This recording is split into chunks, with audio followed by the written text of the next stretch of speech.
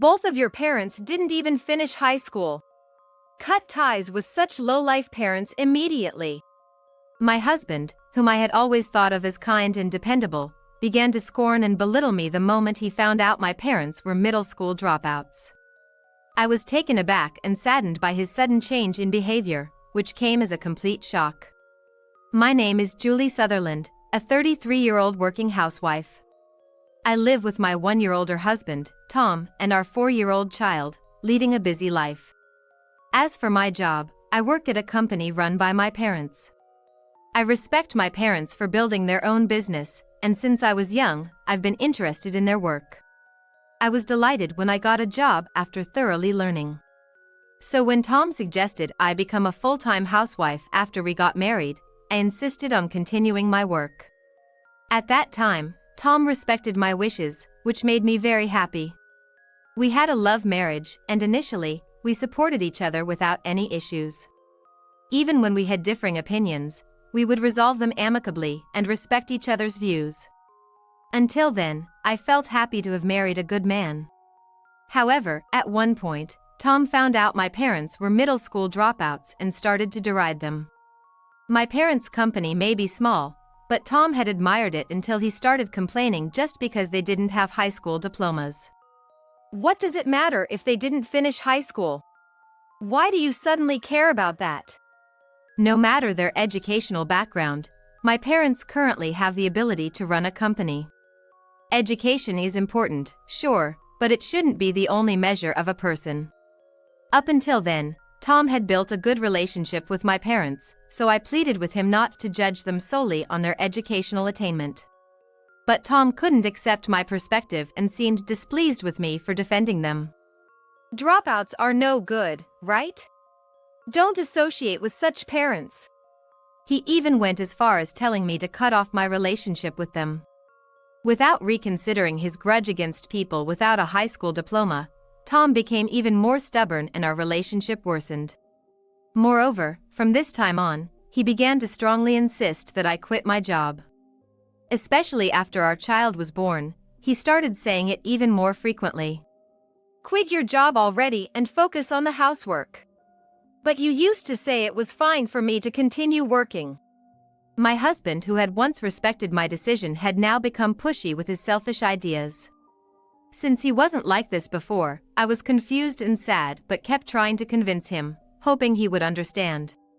However, no matter how many times I explained my reasons for wanting to keep working and the benefits it brought to our family, he consistently told me to quit. He seemed to truly believe quitting was for my benefit, belittling my desire to work. As a result, our once peaceful life, where we used to help each other, turned into days filled with endless arguments. The quarrels continued, and Tom's insults about my job and my parents increased, chilling our marital relationship.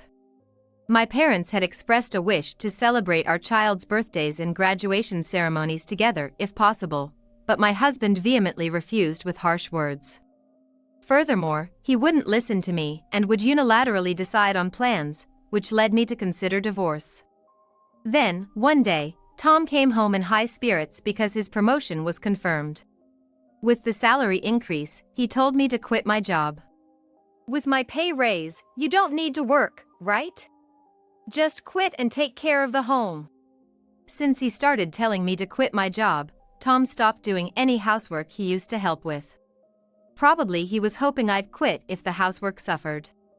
But I continued with the housework as usual and stood my ground when he used it as an excuse for me to quit. Although he claimed he was telling me to quit to reduce my burden, he didn't move a muscle to help with housework and childcare. His attitude only made my love for him grow colder. Now, seeing I wouldn't change even with housework as a reason, he was using money as the new argument. Indeed, we could live comfortably on Tom's salary alone without me working. Even considering our children's future, we can afford to live comfortably, so I didn't need to work forcibly. But I want to work. Ever since I was a kid, I watched my parents work with such vitality, and I've lived wanting to try my hand at their jobs. Working at my parents' company has always been a dream of mine. And when I actually started working there, far from being satisfied, I found myself wanting to work there even more, feeling it as my calling in life. That's why I've been pushing so hard to balance housework and my job, so of course, I won't quit. I've said it over and over, I love my job. So I'm not gonna quit, I told him firmly. My husband just laughed at me as if I was a joke, opposing the idea. A woman's place is taking care of the home, isn't it? Besides, a poor company like that will go under in no time. He mocked with an outdated view, belittling my parents' company. True, my parents' company is small and the building is old. But that doesn't mean the work we do is laughable. My parents' business is community-oriented, well-regarded by the locals, and cherished by its employees. I take pride in my parents and the company they've built, and I absolutely don't want to cave into my husband's demands. Annoyed at my husband for demeaning my parents and their company, I reiterated that I wouldn't quit my job. Then he brought up our kids as a reason. You're always at work, barely involved with the kids. You should become a stay-at-home mom and be there for them. He argued. I really don't want to hear that from you, I retorted. After work and on weekends, I make sure to spend time with our children. In contrast, my husband prioritizes his hobbies at home and seldom pays attention to the kids. Come to think of it, if he doesn't do housework or participate in childcare, what's the point of him being around? I've noticed that the kids barely react to my husband, who doesn't pay much attention to them, creating a vicious cycle. Reflecting on it, he has never really acted the way a father should. A man says in the back, you know. He'd say with a smug smile when pointing out my supposed lack of involvement with the kids. A father who only pursues his hobbies and constantly complains when at home, is he really necessary? Thinking this over, I've become more aware of the possibility of divorce. And the next morning, despite his complaints for me to quit my job, I ignored him and went to work. Though irritated with his mindset and attitude, my focus is now on work. Arriving at the office, I was ready to switch gears and give my best at work when unexpectedly, the president asked to see me in the reception room. Puzzled, I went to find a stern-looking man seated across from my father. It was clear from my father's expression that he was extremely upset. As I wondered what the matter could be, my father asked me to listen first. This concerns you too, Julie. I'm sorry, but could we go over it from the beginning? At my father's behest, the man across from him started speaking. The man, named Mr. Smith, had been the assistant project leader on a joint project with my father's company. The original leader hardly visited the site and gave almost no direction, so essentially, Mr. Smith was leading. The project was about constructing and designing a new store in collaboration with my father's company. The new store's concept matched well with the reputation of my father's company's buildings, which had an old-fashioned, comforting feel. So, they approached my father's company, and everything was going smoothly without any issues. But just as they were about to start the construction work, the leader abruptly decided to go with another company, snatching away the plans.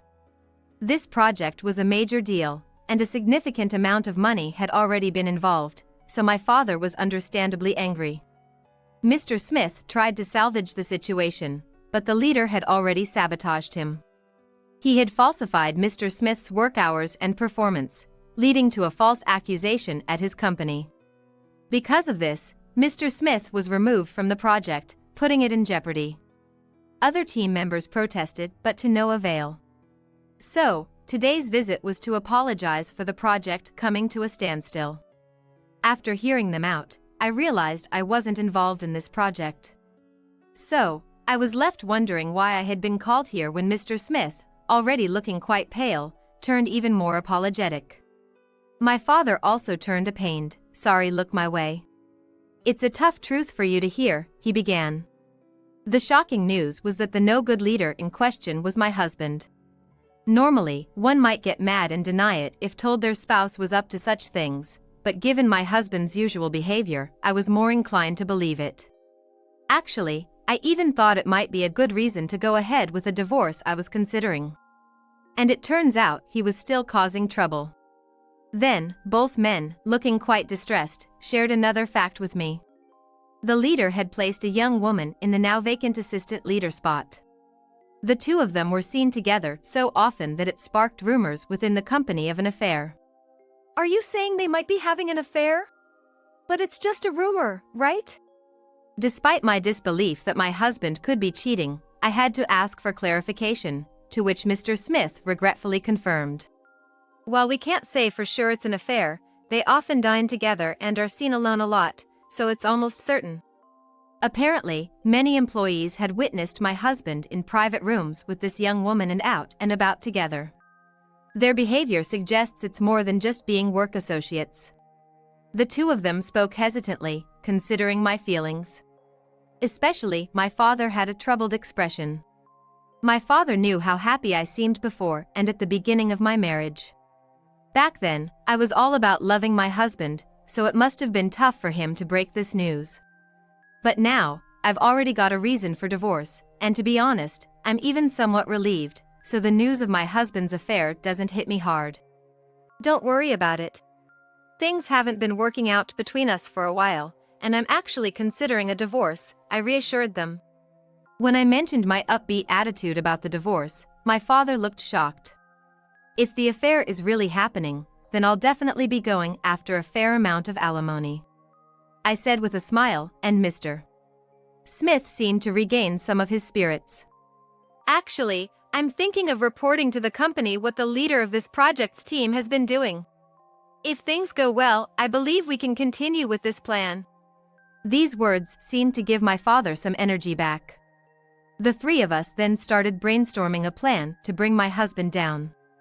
Fueled by all the demeaning and complaining I've endured from him, and now his cheating, I was fired up to give him a taste of his own medicine, contributing plenty of ideas. And behind the scenes, while my husband went about his usual business, we were making preparations in secret. We planned to keep him in the dark until the last possible moment before confronting him all at once. At the company, Mr. Smith led the effort to gather evidence of my husband's tampered reports and to prove that the project he claimed as his own wasn't actually his work. We had all the prep work and research for the project proposal on hand, and since my husband hadn't attended the meetings, the meeting minutes proved it. We submitted all this evidence along with a letter of protest from the entire team, and the company decided to conduct a factual check before giving my husband a chance to explain. As for me, I hired a private investigator to look into the affair. While waiting for the results, I tried checking his personal belongings. When I looked up infidelity countermeasures on the internet, it seemed that people who were cheating were often found out because they had items that hinted at the existence of someone else. So I decided to take a look through his bag, coat pockets, and dresser drawers to see if I could find anything. Thinking the more evidence of the affair, the better, I searched carefully without his knowledge but found nothing that seemed like proof of infidelity. I had expected to find women's items or telling receipts, but there was nothing, not a trace of another woman. This made me half suspect that the affair was just the imagination of the witnesses. But later on, when I saw the investigation results, it was clear my husband was indeed guilty. There were photos of my husband with a younger woman looking intimate, arm in arm, and even entering and exiting a hotel together. With my mind already set on divorce, I thought this was almost convenient. I realized then that I had no lingering feelings for him. Since I no longer regretted the decision to divorce him, I started packing my things so I could leave the house at any time and was waiting for the right moment to tell him. Meanwhile, my husband, oblivious to everything, was in a good mood about a potential promotion, persistently telling me to quit my job and continuing to belittle my parents. I kept responding as usual until one day, he lost his temper in a way I'd never seen before. You really won't listen to me. You always put your parents first. We're married, you should be prioritizing your husband, he shouted. But it's his fault for belittling my parents and dumping all the housework and childcare on me without lifting a finger to help. How am I supposed to rely on someone who's too busy to help when I ask?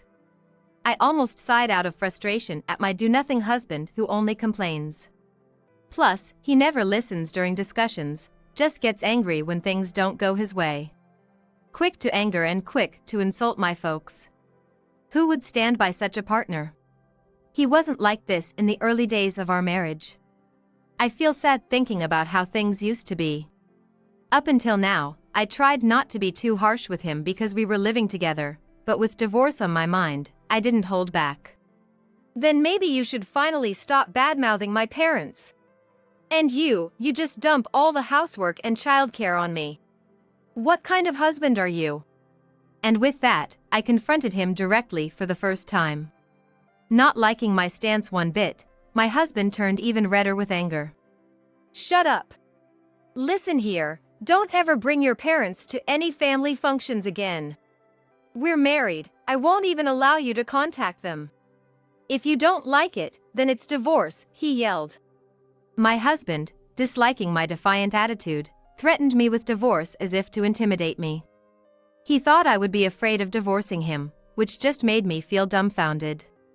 Despite him never really acting like a husband, I wondered how he could say such things with so much confidence. Though I was internally rolling my eyes, I kept a solemn face and asked him, "Are you okay with that?" When he mentioned divorce, I felt a surge of relief inside, thinking I could easily get one, but I kept a serious face as I sought confirmation. Perhaps thinking I was distressed by the idea, he looked a bit smug as he replied, "Yeah, you'd be lost without me. I'm quite the catch, but who'd look twice at a stubborn and dull woman like you?" He seemed to think that I would be unable to fend for myself after the divorce. And even went on to mock my age and personality, suggesting I wouldn't be able to remarry. Facing his gloating smile, I calmly showed him the completed divorce papers. "Understood. Then please sign the divorce papers." "What? Are you serious? You'd be in trouble without me, right?" Shocked that I was considering divorce, he asked again, as if still trying to intimidate me. I retorted, loaded with all the frustration I'd accumulated. "Life is easier without you around. It's exhausting to be with someone who does nothing but complain." It's better not to have someone who doesn't help out with the family and just struts around. Life would clearly be more enjoyable without him, so I'd prefer it if he were gone. His displeasure at my seemingly happy reaction to the divorce only made him angrier. "I'd be better off without you too." In response to my words, he hastily signed the divorce form. The next early morning, I took the kids and the divorce papers, packed our bags, and left the house. I had already informed my parents the day before, so we immediately went to their place. They had been made aware of my intention to divorce, so everything was set up for us to live there, and we were able to move without any panic. That day, my husband not only lost the promotion he had been looking forward to but also his affluent lifestyle. Upon arriving at work, he was promptly called into the conference room, where he was confronted about the allegations Mr. Smith and the others had raised. In the conference room were the team members who had accused him and the young female employee rumored to have had an affair with him. "What's this all about, all of a sudden?" he asked, thinking it was a work-related discussion until he realized there was an auditor present, which rattled him. He was questioned about the project and his work behavior, and though confused, he tried to bluff. "What are you talking about? This plan is definitely my work. Stop with these baseless accusations." "But you can explain the details of this project plan, right?" However, with the evidence Mr. Smith and I had compiled, he couldn't explain the project plan he had claimed as his own. It was no surprise since he hadn't created it nor had he reviewed the content thoroughly. When questioned about the project plan, he couldn't explain anything, whereas Mr. Smith could respond perfectly. Therefore, he couldn't prove that he hadn't stolen the credit and found no way out of his predicament. He was told that his promotion was off the table, and although he protested angrily, he was not taken seriously. Then, he was further grilled about the affair, and the confrontation with the young female employee ensued. She hadn't been briefed about the meeting and quickly slipped up. "He said he'd give me favorable treatment in my job if I went along with it. I knew he was married, so I thought it was just part of my job." She claimed she had been reluctantly involved with him because he had forced her. Now, she began to play the victim, trying to shift all the blame onto my husband. "Don't spout nonsense. You're trying to make me the bad guy all by yourself." My husband shouted back in anger, eventually lashing out with accusations about how she had been the one pursuing him. They both made wild claims against each other, which apparently turned into quite the argument. But thanks to the investigation results from the detective agency I had commissioned, neither could deny the affair. They were both deemed to have character issues that rendered them unreliable for their positions. My husband was demoted to a window-side position as a regular employee, and his salary was reduced to the point where he could barely afford to live on his own. His misconduct ensured that he would never be able to rise through the ranks at that company again. Someone who doesn't take their job seriously and just steals their subordinates' accomplishments shouldn't be able to get promoted. Moreover, my husband had been slacking off, never really putting in the effort at work to be considered excellent. He had a good front, and initially, some people seemed to be on his side, but once the evidence of his wrongdoing came to light, people quickly distanced themselves from him. This made his workplace environment uncomfortable, and with his past misdeeds, he found himself in a tough spot to find a new job, leaving him clinging to his window-side position. Furthermore, since I had hired a lawyer, I was able to demand alimony and child support from him. As we hadn't settled property distribution and other details yet, I hadn't filed the divorce papers at this point. And the alimony was set at $60,000. Additionally, child support was decided at $1,000 per month. The alimony was higher because of the verbal abuse I routinely received from my husband. Since deciding on divorce, I had recorded these instances, which contributed to the larger amount. As for the division of assets, there was no issue with the house since it was a rental, and it was decided not to split our savings. Since our marriage, my husband had been spending money on his hobbies and affairs with women, and my savings were more substantial, which is why I made this choice.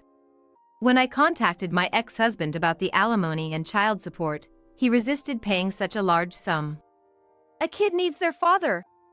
Let's get back together," he suggested, probably thinking there was still hope since the divorce papers hadn't been filed yet. When he pressured me for reconciliation, which made me feel uncomfortable, I declined, and he ended up accusing me of being after his money. Facing his threatening tone, I calmly informed him that I was recording the conversation and that any further threats would just increase the alimony. After going that far, my ex-husband finally calmed down and agreed to pay, and he stopped contacting me afterward. Of course, I also demanded alimony from his mistress, and since she was younger, I heard that the alimony payment wiped out her savings. She had become an assistant leader but was demoted to a regular employee and had her pay cut. Rumors of her affair made it uncomfortable for her at the company, and it seems she resigned shortly after. Thanks to the hard work of Mr. Smith and his team, the company's transactions could proceed without any issues, bringing peace to both my marriage life and the company's operations. Despite trying not to care before, the condescending remarks from my ex-husband's parents and the belittling voices were indeed stressful, and I have felt a refreshing sense of liberation since the divorce. My husband seemed to think it's pitiful for a woman not to be able to remarry, but I don't feel that way. My children, too, haven't shown any sadness about their father's absence. Instead, they seem to laugh more at home than they used to. Observing my children's happiness, I'm confident that divorcing was the right call, and lighter in spirit, I dedicate myself to work and parenting today.